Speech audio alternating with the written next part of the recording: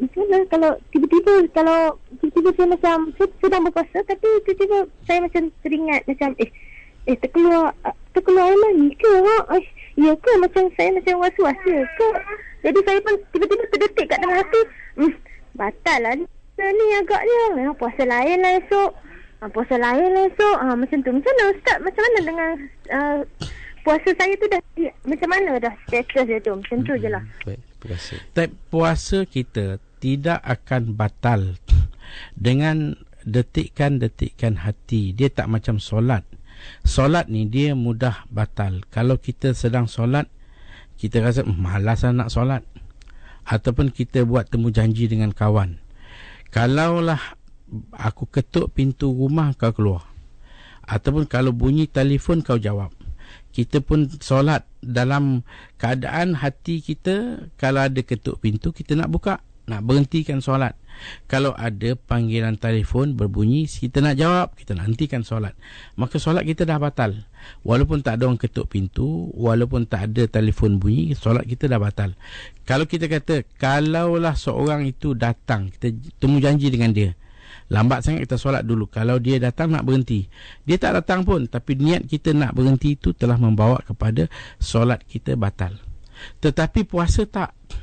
Kalau kita tengok makanan, kadang-kadang kita selera nak makan, geram nak makan ni, makan tak makan pun, cuma nak makan, tak batal. Nak batalkan puasa, tak batal. Selagi kita tidak buat secara langsung, ambil makanan dan makan, selama itu tak batal.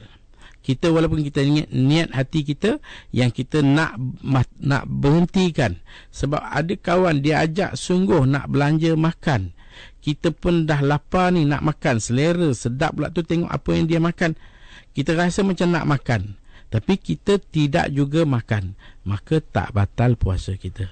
Jadi kita rasa macam air mani keluar ke tak keluar, maka air mani ni yang boleh batal kalaulah keluarnya air mani disebabkan sentuhan yang tanpa lapik.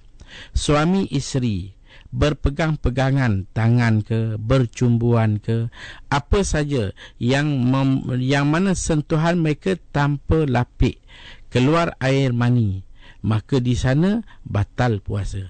Tapi kalau air mani keluar dengan sebab bukan sentuhan, dia baca benda yang tak sepatutnya, atau dia tengok benda yang tak sepatutnya, menaikkan syahwat sehingga keluar air mani tanpa ada sentuh apa-apa, dia terbayang, dia termenung, dia terfikir sesuatu sehingga akhirnya keluar air mani, ini tak membatalkan puasa.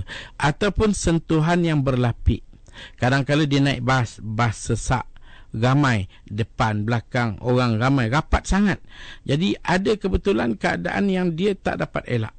Ada perempuan lah, kalau bagi laki-laki, rapat sangat, dia pun tak dapat kawal sehingga keluar air mani, tapi taklah bersentuhan kulit dengan kulit, beralas dengan pakaian seluar dan sebagainya, keluar air mani, itu tidak membatalkan puasa. Jadi kalau kita keliru tadi, puasa kita tak batal, dan teruskan puasa kita, tak ada masalah.